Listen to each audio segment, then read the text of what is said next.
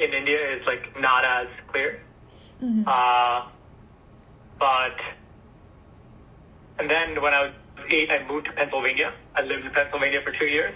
And then ever since after that, I've been living in New York. Mm-hmm. I moved around a couple places within Long Island as well.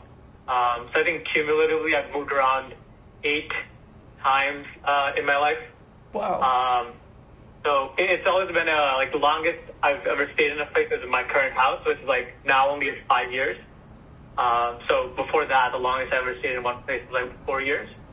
So it's always very difficult getting adjusted. But I think the one time where I actually did begin to feel like one place was like home was basically like when where I went to high school.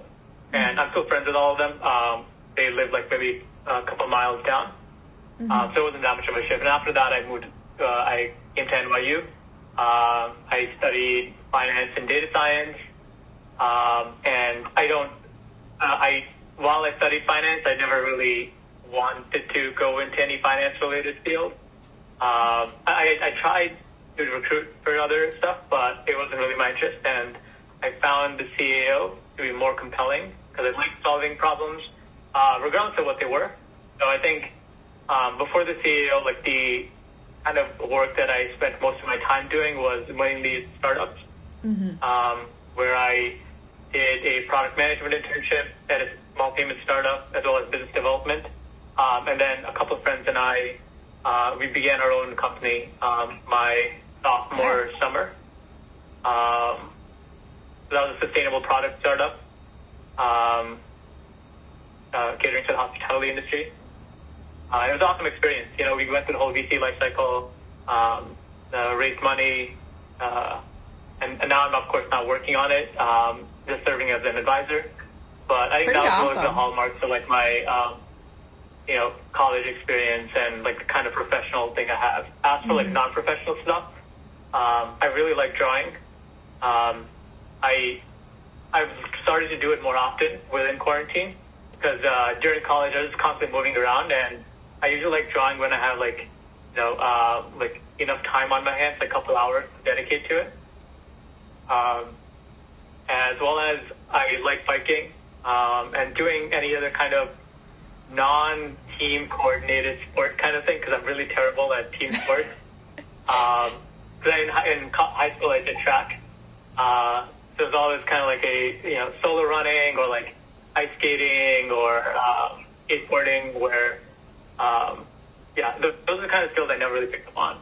So that's why I prefer like more like, I don't know, I guess they would be classified as extreme sports. I don't know. Gotcha. Okay, wow, that's pretty cool to hear. I know that we probably have met before, but we never really talked. Or maybe we have not met in person. Yeah, I think we met in person last summer when I interned. But very briefly, I guess. Yeah, briefly. Yeah. I think that's the Summer Olympics. So last summer I interned on the workforce team doing erosion prediction with Bernard and Wolf. And right now I'm on Clarity, where I've had a mix of projects. So, pure strategy engagements like the offering diagnostic evaluation for Jim, as well as like redefining the Clarity Pulse algorithm and working on other Clarity related stuff. Gotcha. I was very intrigued by this part where you said you have been drawing a lot during quarantine. Yeah. I wonder how that was where you got this inspiration from, how you started drawing and what are you drawing now?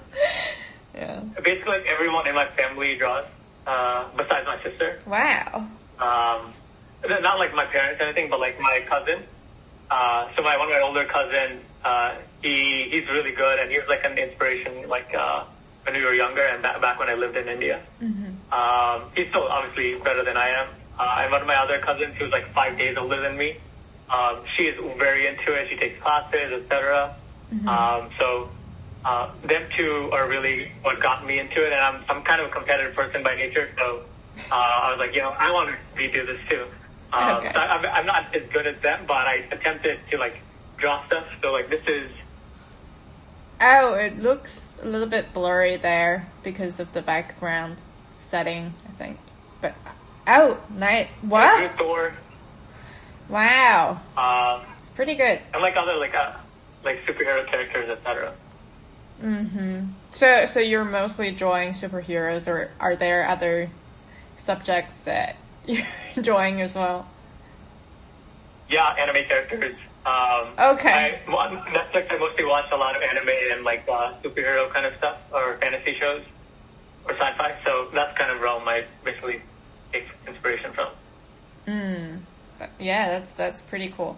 Oh my gosh, I just got so drawn into this, artsy aspect. I forgot to introduce the the project again, but about like what this is about, right? Like just bringing your authentic selves to work, and then like telling a story to the broader audience. So I was wondering, like before I asked any questions, is there any story that you want to share particularly?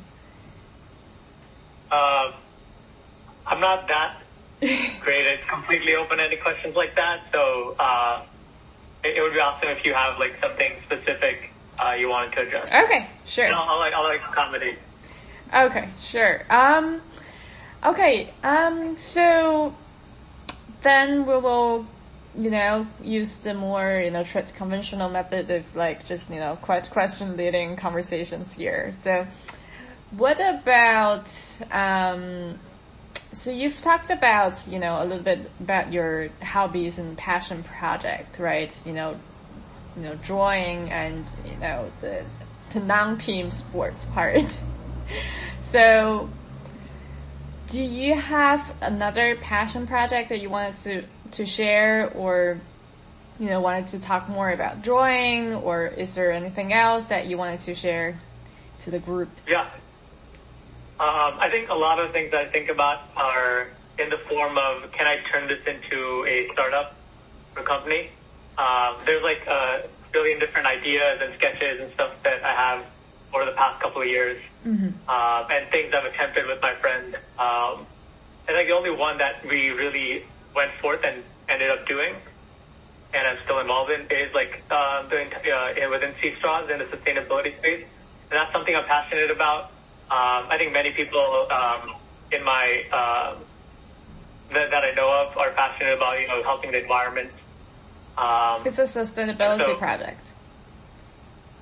Yeah, so we began right before the plastic straw banning movement, selling paper straws to restaurants, and now we sell all sorts of paper sustainable products, different restaurants, and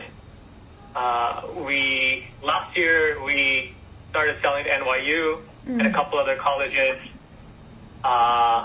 And overall, it was just a great experience.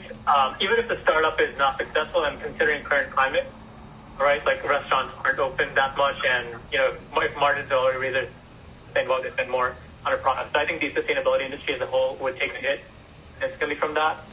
But that's okay. I think I learned a lot from being able to, be my own boss, learn how to operate in complete ambiguity, and how do you raise money? Which VCs to reach out to. Once you have a couple $100,000 in your bank account, how do you even use that properly? So, yeah, it was very useful in helping me take initiative and leadership, because it wasn't just me and my friends. The team grew to 10 people, where we had interns and stuff, and advisors. It was a great experience in, learning to work with others. Yeah, definitely. And I'm so glad to hear that you're also interested in the sustainability industry, because that's still a passion of mine. I took so many environmental science and environmental economics classes at Brown. Obviously, my dad is also a social entrepreneur who was working in the sustainable business for some time as an investor. So I actually wonder, like, when you joined the startup and, when you had the start